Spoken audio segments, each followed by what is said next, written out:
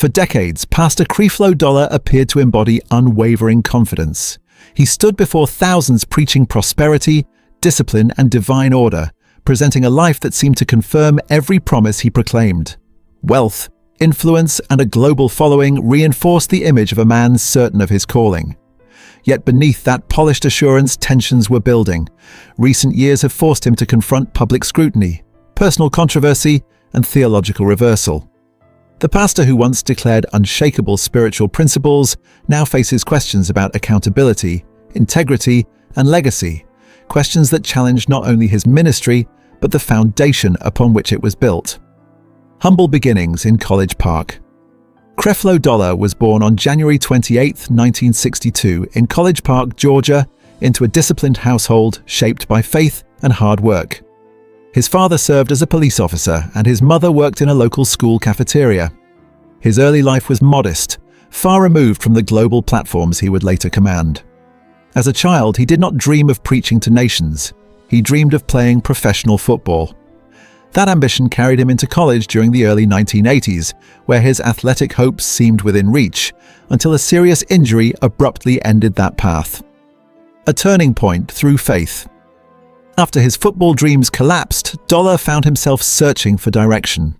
During recovery, he began attending Bible studies, initially more out of routine than conviction. But he later described a moment of spiritual rebirth that transformed his priorities. What began as quiet reflection evolved into leadership as he started hosting small gatherings of his own.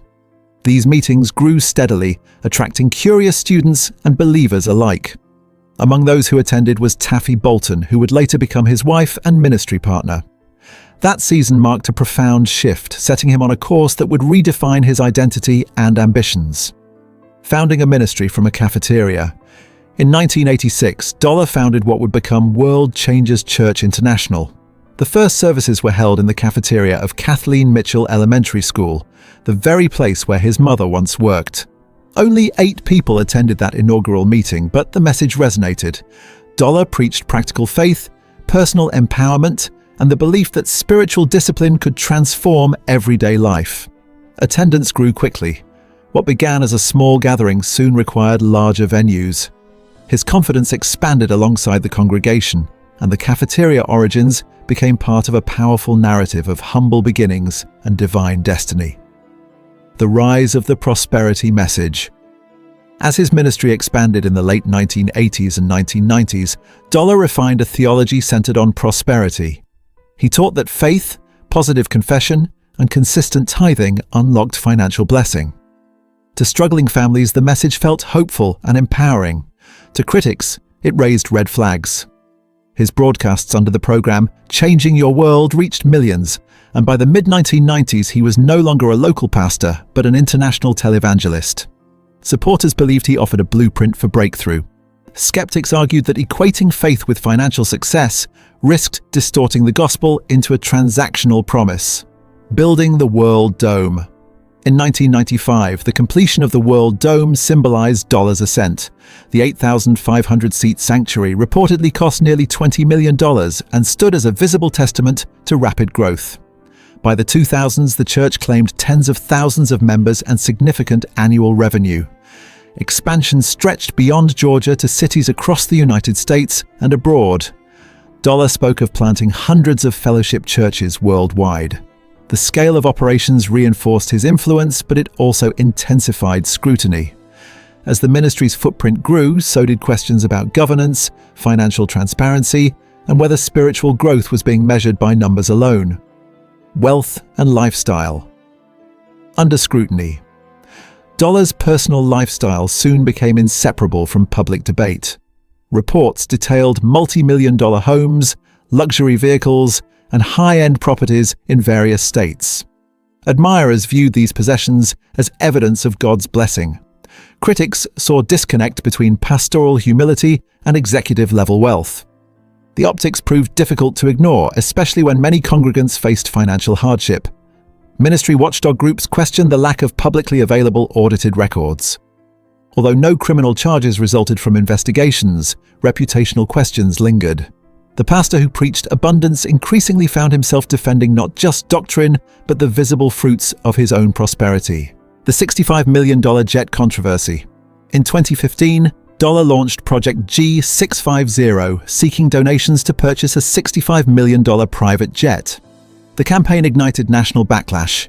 He argued that his aging aircraft had mechanical issues and that a new jet was necessary for global ministry efficiency. Critics countered that the request appeared excessive, particularly given the cost. Social media amplified the outrage, and the fundraising page was eventually removed. Though Dollar defended his vision publicly, the controversy marked a turning point. For many observers, the jet symbolized everything controversial about prosperity preaching: ambition, opulence, and blurred lines between ministry needs and personal comfort. Arrest and family turmoil. 3 years earlier, in 2012, Dollar faced another deeply personal crisis when he was arrested following an altercation with his teenage daughter.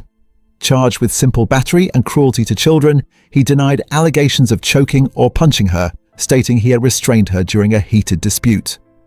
The charges were later dropped after he completed an anger management program. Legally resolved, the episode nonetheless shook public perception. The image of a pastor in handcuffs clashed sharply with sermons about family order and discipline. For some followers, loyalty remained firm. For others, doubts quietly intensified. A stunning reversal on tithing. In June 2022, Dollar delivered perhaps his most surprising message. In a sermon titled The Great Misunderstanding, he declared that his long-standing teachings on mandatory tithing were incorrect. He explained that tithing belonged to Old Testament law and should not be imposed on Christians under grace. He urged listeners to discard past materials on the subject. The reversal stunned supporters and critics alike. For some, it demonstrated growth and humility. For others, it raised pressing questions. What about decades of financial contributions given under that teaching? The theological shift reshaped conversations about his credibility and accountability. The question of responsibility. Dollar did not issue formal apologies or offer financial restitution after renouncing his earlier stance. He maintained that his journey toward new understanding was part of spiritual growth. Yet critics argued that influence carries responsibility. When teachings shape financial decisions for millions, reversals carry consequences beyond theology. Some longtime supporters felt betrayed, while others appreciated his willingness to rethink doctrine publicly. The debate continues to divide opinion. Should leaders be judged more harshly when their teachings evolve or praised for admitting change? The tension underscores broader questions about transparency, power, and pastoral accountability. Legacy at a crossroads today. Dollar's ministry continues, but the narrative surrounding him has shifted. Once defined almost exclusively by prosperity and expansion, his story now includes controversy, correction, and reflection. The empire built from a school cafeteria still stands, yet its foundation appears more complex than before. His journey illustrates both the magnetism and the vulnerability of charismatic leadership. Whether history remembers him as a reformer who matured in faith or as a cautionary tale of excess may depend on what comes next. What remains undeniable is that his recent troubles have permanently altered how many view his life and message. Conclusion: lessons beyond the spotlight. Creflo Dollar's story is not merely about wealth or scandal. It is about influence, belief, and the weight of leadership. His rise from modest beginnings to global prominence demonstrates the power of vision and conviction. His controversies reveal how quickly admiration can turn to scrutiny. And his theological reversal highlights the complexity of spiritual growth in the public eye. As conversations continue about responsibility and redemption, one truth stands clear: no platform is immune to accountability. The questions surrounding his legacy invite reflection not only on one pastor's journey, but on the broader relationship between faith, power, and integrity.